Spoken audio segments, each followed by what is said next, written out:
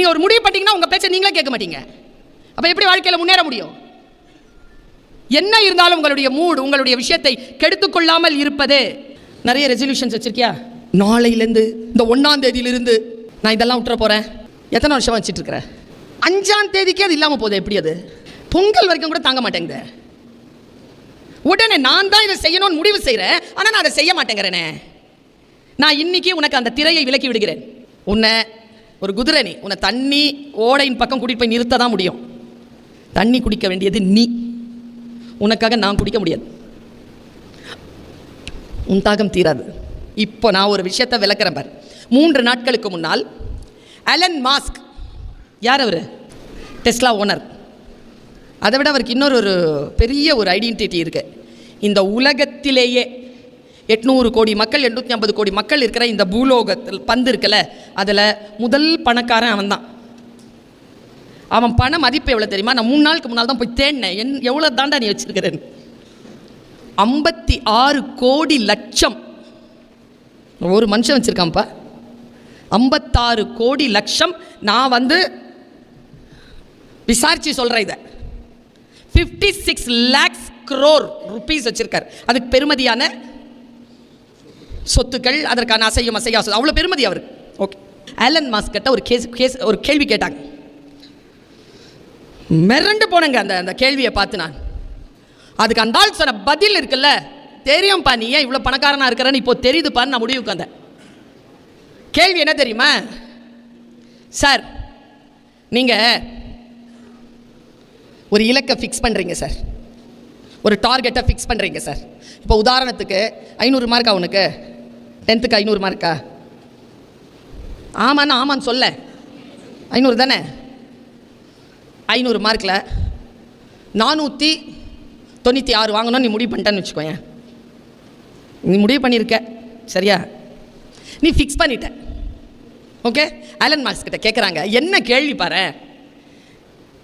நீ ஒரு இலக்கை ஃபிக்ஸ் பண்ணிட்டீங்க, அந்த இலக்கை அடைவதற்கு உங்களுக்கு நீங்களே தர மோட்டிவேஷன் என்ன? ஆலன் மாஸ்க் சொன்ன பதில் என்ன தெரியுமா? உங்கள் கேள்வி எனக்கு புரியவில்லை.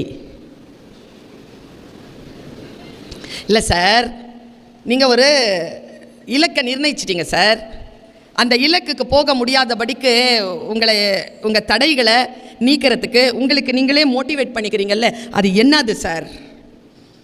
ஜென்ரலாக எல்லா குழந்தைங்களும் கேட்குற கேள்வி. படிக்கணும்னு உட்கார்ற மேடம், படிக்க முடியல மேடம். சும்மா ரீல்ஸ் பார்க்கலான்னு உட்கார்ற மேடம், ஒரு நாள் முழுக்க போயிடுது மேடம். கேட்குறீங்களா? 10 நிமிஷம் படிக்க முடியல, 3 மணி நேரம் ரீல்ஸ் பார்க்க முடியுது. இதே கேள்வியை தான் மாற்றி சொன்னாங்க ஆலன் மாஸ்க் கிட்ட. நீ படிக்கணும்னு உட்காந்துட்ட, உன்னை படிக்க விடாமல் ஏதோ ஒன்று தடுக்குது, அதை எப்படி நீ மீட் அவுட் பண்ணுறேன்னு கேட்குறாங்க ஆலன் மாஸ்க் கிட்ட. ஆலன் மாஸ்க் அந்த பதில் சார்,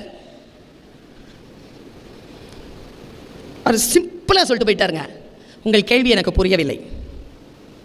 இல்லை சார், உங்களுக்கு புரியுது, நான் கேட்குறது வேணால் தப்பாக இருக்கலாம், உங்களுக்கு என்ன புரியுதோ அதுக்கு பதில் சொல்லுங்கள் சார். அவன் தந்த பதில் என்ன தெரியுமா?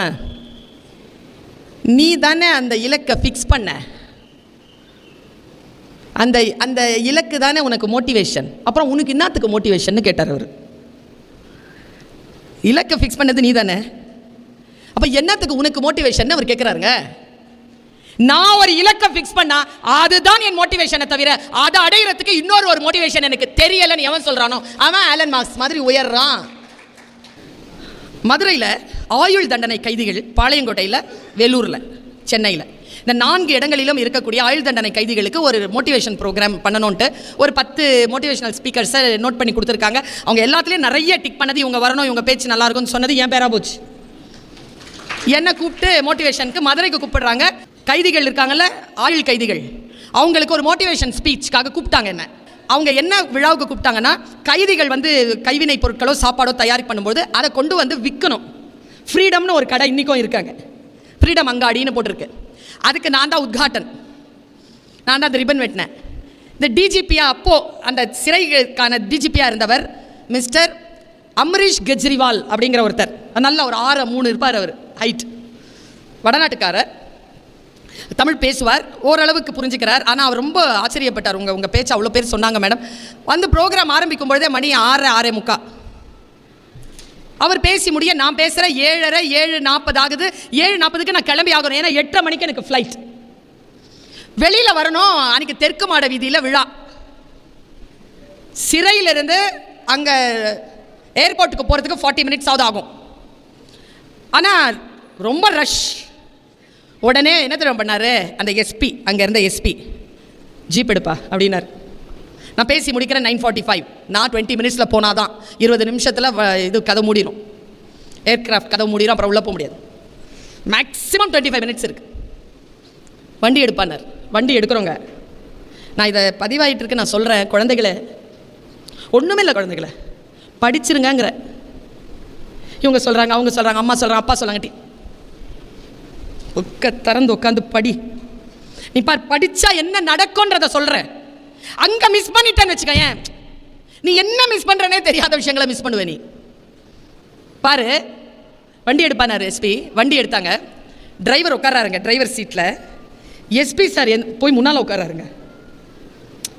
எஸ்பி சார் முன்னால் உட்காந்து பின்னால் யாரும் உட்கார முடியாதுங்க. As per protocol. ரொம்ப விஐபியாக இருந்தால் தான் உட்கார முடியும். முன்னால் உட்காராரு எஸ்பி. உட்காருங்க மேடம் அப்படின்னாரு. நான் பின்னால் உட்காரேன் சார். முழு கூட்டம், இந்த மாதிரி கூட்டம் இப்படி போயிட்டு இருக்கு தெற்கு மாட வீதியில். என்னுடைய அந்த ஜீப்பை அந்த கூட்டத்துக்கு நடுவில் இப்படி கொண்டு வர்றார் எஸ்பி சார். பக்கத்தில் 2 பேர் வந்து புல்லட்டில் டிஎஸ்பி, புல்லட்டில் எஸ்கார்ட்ஸ் வராங்க. என்னை கொண்டு போய், நான் அந்த ஃபோட்டோஸ் இருந்தால் சாருக்கு வந்து நான் ஷேர் பண்ணுறேன், நீங்கள் குரூப்பில் இருந்தீங்கன்னா நீங்கள் பாருங்கள். அது போயிட்டுங்க, நான் நிற்கிறேன். 8:05 உள்ளே போயாச்சு. கெஜ்ரிவால் சார் முன்னால் நிற்கிறார், Amrish Kejriwal. Madam, thank you so much for your participation, please come madam அப்படின்னாரு. உள்ளே போகிறோம்.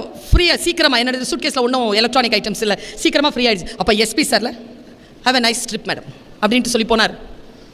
அப்போ டிஎஸ்பியாக இருந்த டிஎஸ்பி, அவருடைய கேடர் என்னன்னு தெரியல, முத்துப்பாண்டின்னு ஒரு போலீஸ் ஆஃபீஸர். அவர், மேம் ஒரே நிமிஷம் மேம் அப்படின்னாரு. சார், இந்த காட்சி இல்லை மேடம், இதை நான் என் மகளுக்கு சொல்ல போகிறேன் மேடம்.